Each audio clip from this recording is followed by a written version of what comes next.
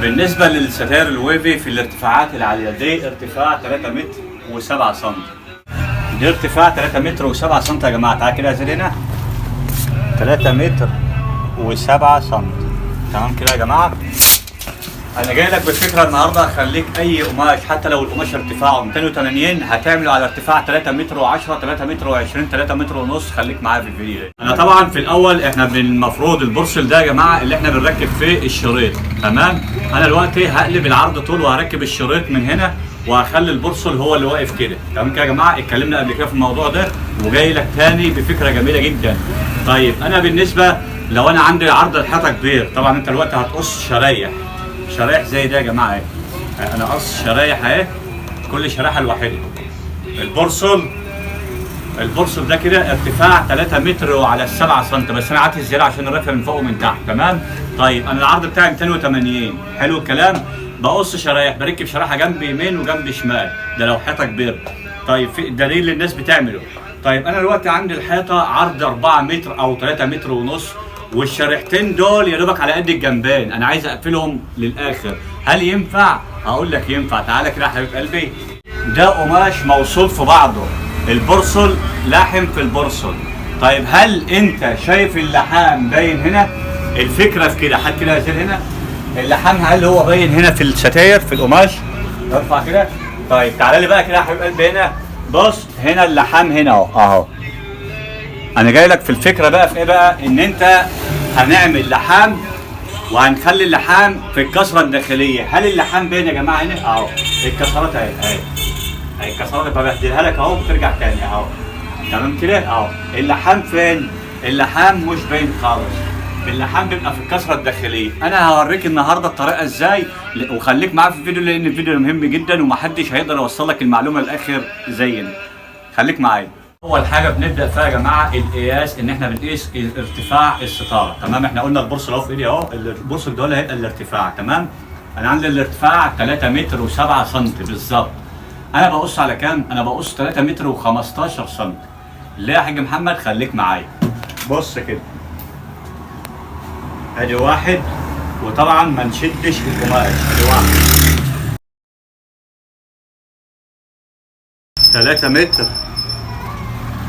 3 متر و15 سم.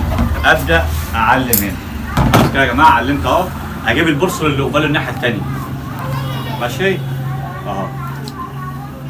البرسل الثانيه اهو يا جماعه. نعد برضه 3 متر و15 سم.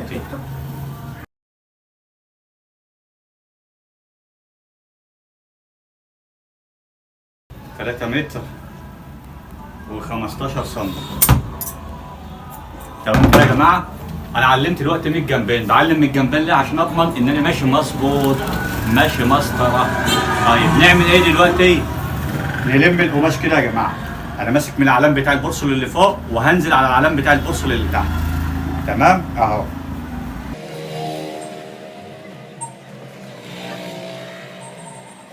تمام كده يا جماعه اهو. كده انا دلوقتي ماشي مظبوط اهو. تمام. في هنا نقطة مهمة في القماش الهايبر ده اهو لأنه رخم شوية وبيعقد الصناعة كلها في الشغل. أنا طبعا عشان في برسل بيبقى مشدود وفي برسل بيبقى مهوي معايا. فأنا بعلم 3 متر و3 متر عشان أتأكد برضه قبل ما تقص تعمل النقطة دي. تعمل إيه بقى؟ أنت شايف السيور ده أهي؟ تعالى كده يا زياد. ده ظهر القماش أهو يا جماعة. السيور ده أهي. أمشي عليها بإيدي كده أهو. تمام؟ وامشي لحد ما اتاكد ان هو رايح على العلامه الثاني مظبوط. تمام. طيب لو ما هوش مظبوط يبقى انا دلوقتي قست غلط. شديت برسل عن برسل او برسل فيه تهويه شويه عن البرسل الثاني اهو. افضل امشي كده يا جماعه اهو على السيوره اهي. طبعا اللي انا همشي عليه دلوقتي هقصه اصلا. المفروض ان انا هقصه. تمام كده يا جماعه اهو كده انا رايح مظبوط على العلامه اهو. يبقى انا ابدا اقص بقى لان انا كده اكدت على شغلي. تمام. انا بقول لك تاكد قبل ما تقص. ليه؟ لان بص تعال كده زي هنا. شايفين يا جماعه البرسل ده تحس مهوي كده. شوف مهوي رخم شويه البرسل ده. شوف اهو ده وده مفروض عنه. ده مفروض عنه وده شوف عامل ازاي. فعشان كده بتيجي تقيس تلاقي من جنب عالي ومن جنب واطي. خلي بالك اكتريه الصنايعيه بقعوا في النقطه دي. ببدا انا في القص بقى اعمل ايه؟ بمشي على السيور اللي احنا مشينا عليها يا جماعه. ايه احنا قلنا طريقه القص اصلا قبل كده على القناه، انت لو متابع معانا كل حاجه خطوه بخطوه باذن الله هتوصل لمراحل كويسه في الشغل.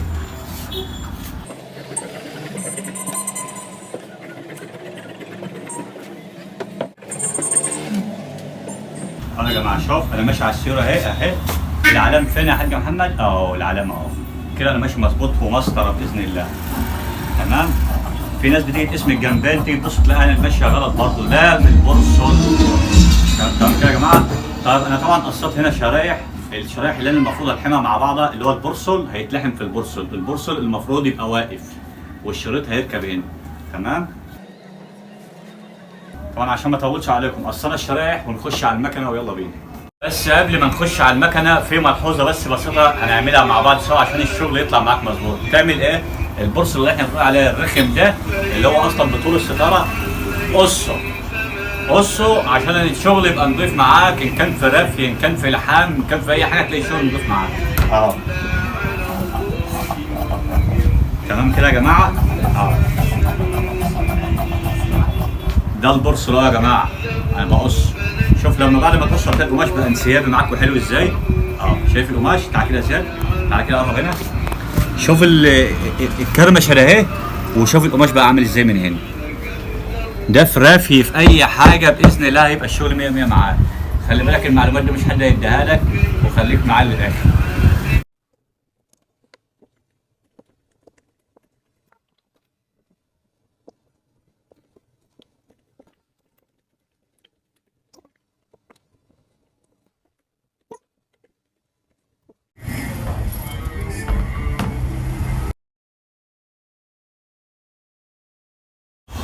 بدايه كده يا جماعه، احنا قبل ما نخيط ولا قبل ما نعمل اي حاجه بنجيب النزلتين اهم. تمام. اللي هو النزلتين من الطول بتاعها بقى وبنلحمهم في بعض. تمام. بس انا عملت الموضوع السفله ده عشان خاطر ان في ناس مبتدئه بيجي يلحموهم في بعض بيلاقوا القماش مشبوط، مهما نتكلم ونقول الطريقه ازاي برضه بيلاقوا القماش مشبوط. طيب انت تعمل ايه الافضل عشان القماش ما يبقاش مشبوط معاك كده من اللحام؟ بتيجي الاثنين بتسرفلهم مع بعض اهو. تمام. طيب هل كده خلاص؟ لا، لان السفله بتبقى ضعيفه. انا باجي اقوم جاي كده جايبهم كده اهو واخش على المكنه خياطه كمان عليهم. تمام كده يا جماعه.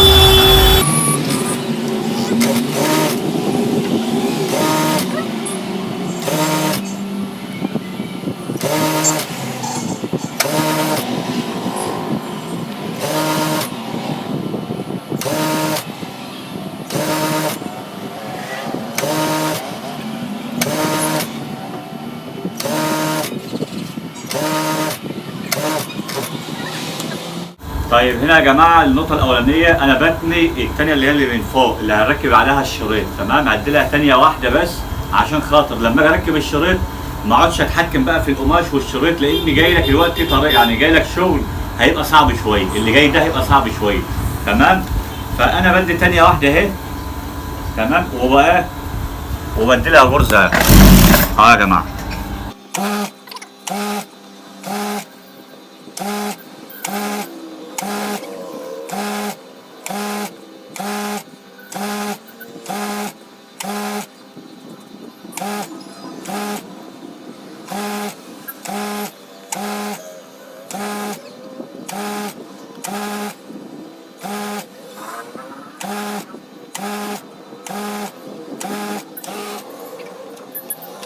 طيب يبقى انت هتركز معايا في النقطه دي لان النقط دي بقى هي المهمه في الشغل ده كله. تمام. انا عندي اللحام اللي هو بتاع النص اهوتي اللي واقف كده اهو اللي هيبقى من فوق لتحت. تمام. اللحام اهو هبدا اقيس من اللحام وطالع لبره اللي هي الشريحه الواحده. انا بقيسها مثلا ادي واحد ما شدش القماش. تمام. ادي واحد 2 مترين. طبعا انا هسيب معايا حته الرفه بتاعتي اهي قدامانيه اهي اتنا الرفه بتاعتي اهي 200 كام يا حاج؟ 283. تمام. طيب سبتها خلاص 283. يبقى انا مطلوب مني ان انا اقيس 283 مش هقطع، اوعى تقطع. تمام. 1 2 283 بنقيسها ليه؟ اهي شوف عشان نعد الكبسولات بتاعتها زوجي ولا لا. تمام، لان لو جت معاك فردي يبقى اللحام هيبقى طالع لبره، بارز لبره. تمام كده. ادي 2 4 6 8 10 12 14 16 18 19 ده يا جماعه يعني فردي. تمام، 19 اهي يعني فردي. طيب هشيل ال 19 دي عشان يبقوا 18. وصلت كده؟ خليك معايا. هشيل ال 19 دي عشان يبقوا 18. يبقى انا اقيس من النص، من اهو من النص بين ال 19 وبين ال 18. انا عايز العدد بتاعي يبقى زوجي، العدد لحد النص يبقى زوجي. تمام، ال 18 ده هم عايز اقيسهم اهو. ادي 1 2 مترين وكام يا حاج؟ 262 بالظبط. 262. طب انت بتقيس دي ليه؟ اقول لك ليه. 262 يبقى انا اجيب اللحام اهو، اللحام اهو، اقيس 1 2. ما شدش القماش يا جماعه. 2 262 اهي. تمام، قست 262 اهو. تعالى كده هنا بقى اهو، تعال بص، دي 262 اهو. تمام، هزود معايا كمان الرافيه بتاعتي اهي، الرافيه اهي.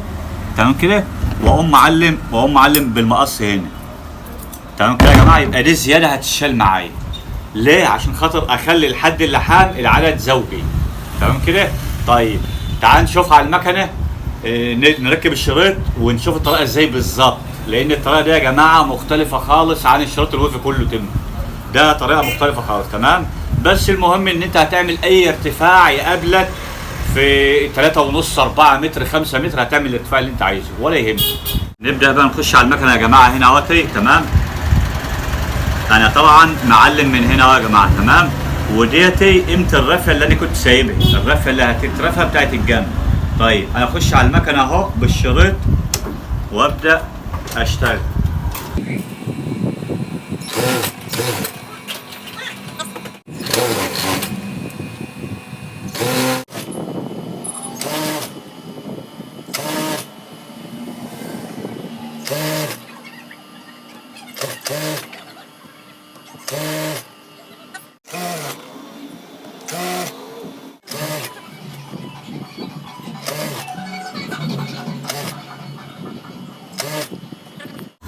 طبعا هنا يا جماعه احنا وصلنا للنص اهو. تمام، مطرح اللحام بتاعنا. احنا بقى نعد الكبسولات اللي احنا اشتغلنا عليهم كام كبسوله. تعال كده عشان نقرب هنا.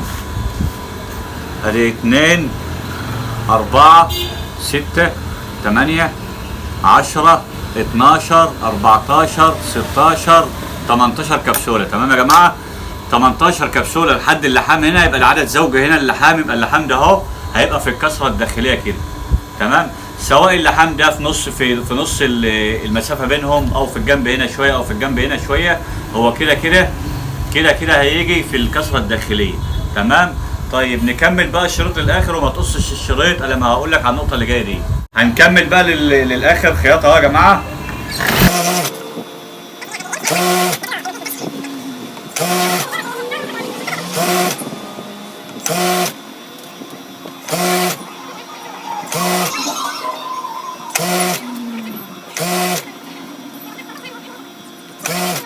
طيب انا دلوقتي وصلت للاخر يا جماعه. النقطه الثانيه بقى المهمه، انا وصلت للاخر اعمل ايه؟ المفروض ان احنا نجيب من الاول خالص ونعد بقى الاجمالي كله يكون العدد زوجي زي ما قلنا قبل كده، عشان الكسره الاخيره تكون داخليه. تمام، يبقى انت عندك هتعد العدد يكون زوجي لحد اللحام اللي في النص، والعدد يكون زوجي اجمالي لحد الاخير. تمام، اللي هو ازاي اهو. ادي 2 4 6 8 10 12 14 16 18 20 22 24 26 28 30 32 34 36 38 يا جماعه، 38 لحد هنا اهو. تمام، يبقى انا اقص ما بينهم كده اهو 38.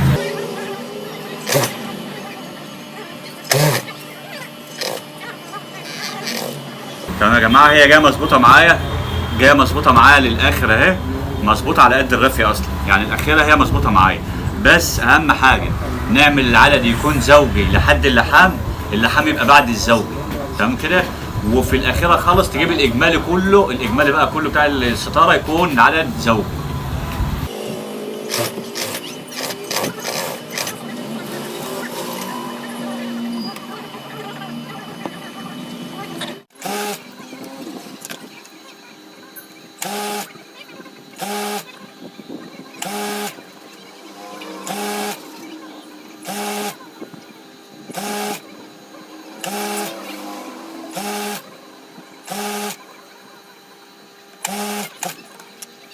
خلاص كده يا جماعه، كده خلصنا الخياطه بتاعت النزاله.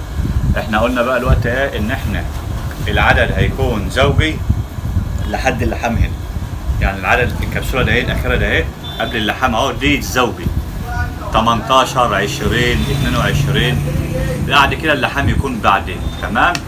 طيب ده اول نقطه. تاني نقطه ان في الاخر خالص هتجيب الاجمالي كله بقى على بعضه وتخليه العدد زوجي بقى، تمام، عشان الكسره تكون داخليه معاك في الاخر. تعالوا نركبها ونشوف. طبعا دي الستاره يا جماعه هنركبها معاكم ونشوفها ايه خطوه بخطوه كده في التركيب. بنركب طبعا الكبسولات بتاعتنا الاول، وبعد كده نبقى ايه نظبط الكسرات.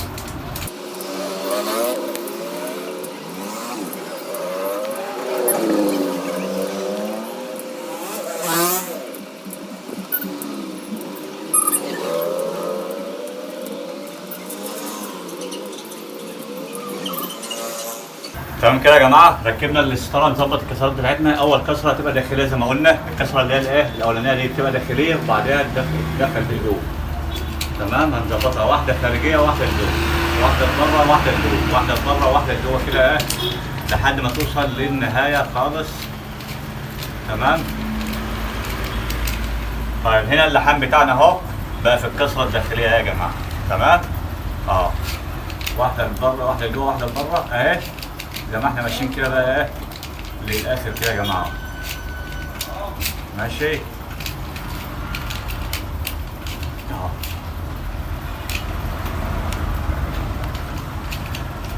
تمام كده يا جماعه، قلنا العدد يكون الاجمالي زوجي عشان خاطر الكسره الاولانيه اهي داخليه والكسره الاخيره داخليه، الكسره الاخيره دي، تمام. طيب العدد اللي في النص اللي هو عند اللحام قلنا قبليه يكون زوجي ليه؟ عشان خاطر اللحام فين اصلا يا جماعه؟ هات كده يا محمد هنا، فين اللحام؟ انت شايفين اللحام يا جماعه؟ هات هنا هات هنا، انت شايفين اللحام؟ طيب احنا بنخلي اللحام بعد العدد الزوجي عشان خاطر يكون اللحام اهو داخلي لجوه اهو، تمام. اللحام جوه اصلا ما هوش باين يا جماعه، تمام كده. فانت كده يا حاج هتقدر تعمل اي ستاره حتى لو ارتفاع 5 متر معاك هتعملها باذن الله. ارتفاع 3 متر 3 متر وايه. طبعا هنا بقى يا جماعه لازم ناخد الارتفاع مظبوط، تمام. انا سبت الارتفاع وما قصتوش لسه لحد دلوقتي، انا كنت اقص القماش على 3 متر و15 بالرغم ان انا عندي الارتفاع المظبوط 3 متر و7 سم، تمام. انا قايس بالمتر اهوت من فوق المكنه لحد الارض هنا 3 متر و15 سم، تمام. انا عندي الارتفاع 3 متر و7 سم، فانا عايزها تبقى قصيره عن الارض سم او 2 سم او سم ونص، تمام. يبقى انا هقص على احنا نقص على 3 متر و9 سم، تمام. يبقى انا هاجي من تحت هنا اهو يا جماعه ونعلم 6 سم لكل كسره اهو، 6 سم اهو واعلم، تمام. انا ممكن ارجع لورا، انا ممكن ان انا اخدها واحطها على البنك واقيس، لكن انا طبعا طالما ركبتها بقيس على بوه وكده باذن الله الارتفاع معاك بالملي، تمام. يبقى انت ضمنت الارتفاع بالملي. ليه؟ لان القماش ده اغلبيه الناس اللي بتقصه بتلاقيه بحرده كده، فاهمين؟ فسواء القماش بقى معاك بحرده مش بحرده، انت لو علقت القماش وعلمت زي ما بعلم كل كسره هاتي، تمام، كل كسره 6 سم ان شاء الله القماش هيطلع معاك مظبوط. يعني هو اصلا في سنه حرده اهي اصلا معايا، تمام. طب انا هقيس 6 سم واعلم وبعد كده يا جماعه نقوم قصينها ونخيطها، تمام كده. اعلمها للاخر وارجع لكم تاني. طبعا احنا العلامات معايا يا جماعه، نزلها اللمات اهي، تمام. العلامات اللي احنا معلمينها من تحت اهي بقصها، ابدا ان انا اقصها امشي تبع العلام، حتى لو طالع شويه نازل شويه امشي على العلام. لا دي العلامه اللي انت ظابطه على الارض. سواء بقى القماش بقى فيه ورب او في اي شيء، اشتغل على العلام ده ان شاء الله تلاقي الارتفاع مظبوط معاك بالملي.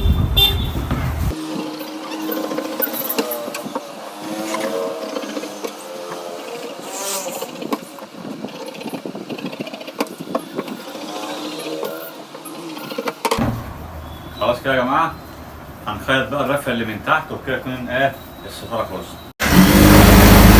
كده نرفي الرفه اللي تحت، بس انا طبعا في الاول هنا ما برفيش دي لان دي بتقوم لما معايا تحت المكنه، بجيبها انا عكس في الاخر. تمام.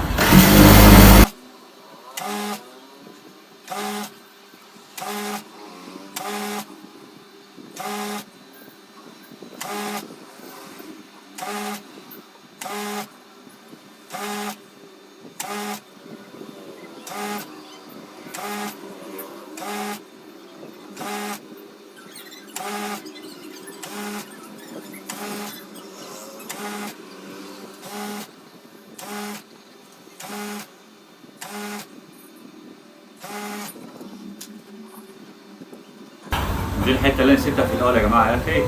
تمام. بقلب القماش عشان خاطر الحته دي دايما الناس بتيجي تخاف منها، تلم معاها تبدا تبص تلاقي الخياطه كلها بعد كده لما معاها، فانت بتسيبها وتخاف بعدها بشويه وتقوم قلبها بقى في الاخر وتجيبها على العكس كده. تمام. وبكده تكون انتهت حلقتنا النهارده، وطبعا ما تنسوناش بلايك والاشتراك، والسلام عليكم ورحمه الله وبركاته.